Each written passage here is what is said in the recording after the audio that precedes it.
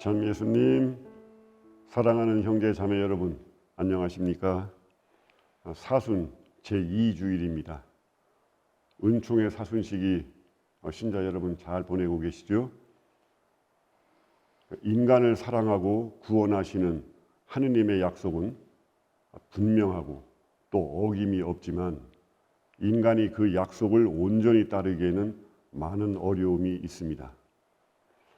비유하자면 이 지상의 그릇에 하늘나라를 온전히 담아낼 수 없다고 표현할 수도 있겠습니다.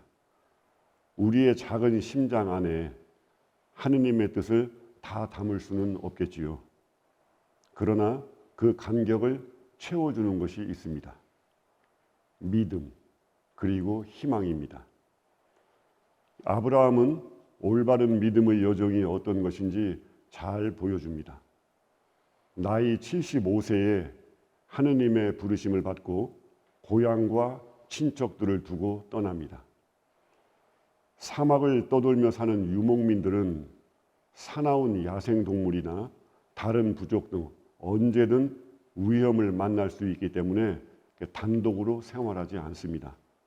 당연히 큰 무리를 이룰수록 더 안전합니다. 그런데 하느님의 부르심을 받은 아브라함은 조카 롯만 데리고 즉시 떠납니다.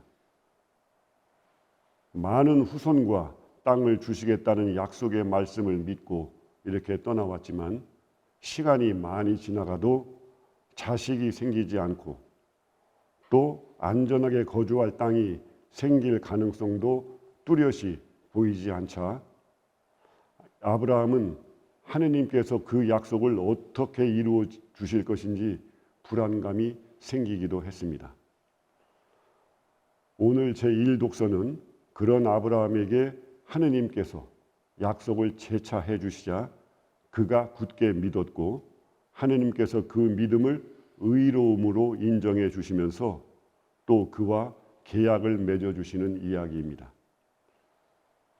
약속에 이어 이 계약을 맺어 주시는 것은 이 아브라함의 믿음을 더 굳건히 해 주시는 것이기에 하느님의 자비로우심이라 할 수 있습니다. 오늘날 우리가 의로움 혹은 정의라고 하면 먼저 사회정의, 분배정의, 교환정의 이런 개념들을 먼저 떠올립니다. 이것들은 사회 정치적 개념들이고 매우 중요한 개념임에는 틀림없습니다. 그러나 성경에서 말하는 이 의로움의 뿌리는 약속을 지켜주시는 하느님의 모습을 말합니다. 인간을 구원하시기 위해 끝없는 그 자비의 역사를 약속하시고 틀림없이 이루어 주시는 하느님의 그 모습이 모든 의로움의 뿌리입니다. 우리가 세상 안에서 실현하고자 하는 사회정의, 분배정의, 교환정의 이런 것들은 그러한 하느님의 약속이 생활 안에서 맺어지는 여러 가지 작은 열매들입니다. 하느님의 약속이 그대로 이루어지는 것이 의로움이라면 우리 인간은 어떻게 해야 의롭게 되겠습니까? 다름 아닌 하느님의 이 약속이 그대로 이루어지리라고 믿는 것입니다. 이 믿음으로 하느님의 의로움 안에 사는 것, 그것이 우리의 의로움이라고 할 수 있습니다. 하느님의 약속이 꼭 이루어지리라고 믿고 사는 사람은 그 약속이 이루어지기를 인내를 갖고 기다리면서 그 약속이 이루어지는 데에 자신이 할 일을 찾습니다. 하느님의 자비로운 그 약속이 이루어지는 것이 믿는 이들의 꿈이기 때문입니다. 아브라함이 하느님의 부르심을 받고 세월이 지나면서 그의 후손으로 민족을 이루고 땅을 차지하리라는 것은 사실 인간적으로는 바랄 수도 없는 일이었습니다. 그러나 아브라함은 하느님 보시기에 진실로 이 약속을 믿었기에 여정을 계속할 수 있었고 또 하느님으로부터 의롭다고 인정받았습니다. 구원의 역사가 진행되면서 인간을 구원하시려는 하느님의 약속이 점차 그 신비를 드러냅니다. 하느님의 결정적인 약속은 죄와 죽음으로부터의 해방이고 이를 당신의 아들 메시아를 통해 이루신다는 것이었습니다. 우리 그리스도인들은 이 약속이 예수님의 십자가상 죽음과 부활로 이루어졌음을 믿는 사람들입니다.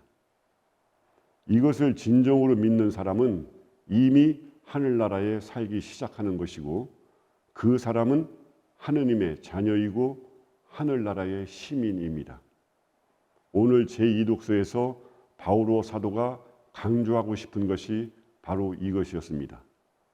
그래서 사도는 장차 우리는 우리의 몸조차도 하느님처럼 영광스러운 몸으로 변화될 것이니 현세의 여러 가지 유혹에 흔들리지 말고 주님 안에 굳건히 서 있으라고 힘주어 권고합니다. 사랑하는 형제 자매 여러분, 우리가 진정으로 구원받은 사람들이라고 믿는다면 우리는 하느님 안에서 이미 더할 수 없이 부유한 사람들이고 그래서 세상의 화려함에 유혹되지 않고 오히려 가난하게 살 수 있습니다. 물질적인 풍요로움과 이 가난함은 하느님께서 허락하시는 만큼 감사하게 살면 됩니다. 그 어느 조건도 하느님 안에서 아무런 차이 없이 감사하고 기쁘게 사는 사람이 참된 그리스도인입니다. 우리가 하느님으로부터 이미 받은 것 그리고 약속된 것이 너무나 크기 때문입니다. 그래서 바오로 사도는 이렇게 말합니다. 나는 어떠한 처지에서도 만족하는 법을 배웠습니다.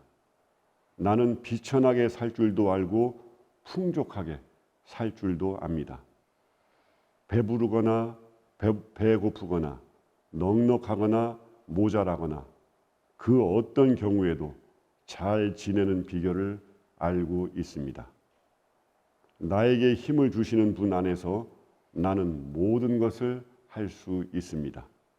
이 필립비서 4장 11절에서 13절 말씀입니다. 형제 자매님들 모두 지금 주어진 조건에서 기쁘고 감사하게 사시기를 빕니다. 여러분이 그렇게 사신다면 여러분이 필요로 하는 많은 것들도 주님께서 여러분들에게 알맞게 잘 마련해 주실 것입니다. 오늘 복음에서 예수님께서는 제자들 가운데 베드로와 요한과 야고보만 데리고 산으로 올라가 기도하시는데 거룩한 변모가 이루어집니다. 이 모세와 엘리야가 예수님과 이야기를 나누고 사라졌다는 것은 매우 의미 깊은 이야기입니다. 구약 성경에서 나타나는 그 가르침들 또 이 하느님의 약속을 한마디로 요약할 때 율법과 예언서라는 말을 씁니다. 예를 들면 마태복음 7장 12절에 남이 너에게 해주기를 바라는 그대로 너희도 남에게 해주어라. 이것이 율법과 예언서의 정신이다 하는 이런 말들입니다.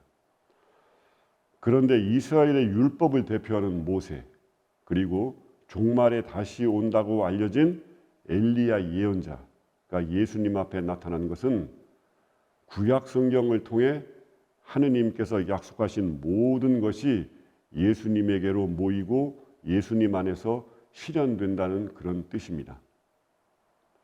하느님의 아들 예수님을 통해서 구원의 약속이 완성될 것이기에 예수님의 거룩한 변모 후에 구름 속에서 이는 내가 선택한 아들이니 너희는 그의 말을 들어라는 하느님의 말씀이 제자들에게 들려옵니다. 바로 우리 구원이 예수님 말씀을 잘 듣는 데에서 이루어진다는 하느님의 말씀이었습니다.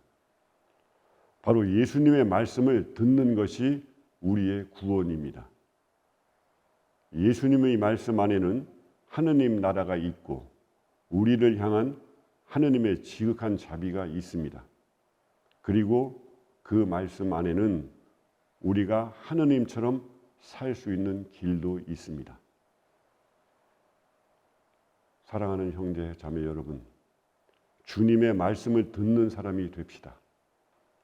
말씀을 공부하고 많은 지식을 쌓는 것도 분명 좋은 일이지만 우리가 사랑하는 사람 혹은 친구의 말을 들을 때 그 말을 연구하지 않고 있는 그대로 듣고 받아들이지 않습니까?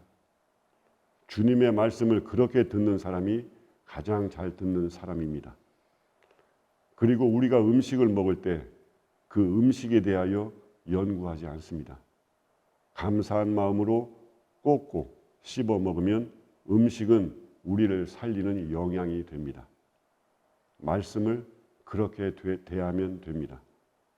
주님의 말씀을 사랑하는 사람의 말을 듣듯이 또 좋은 음식을 감사하게 먹듯이 자주 대하며 은혜로운 사순절을 지내시기를 빕니다.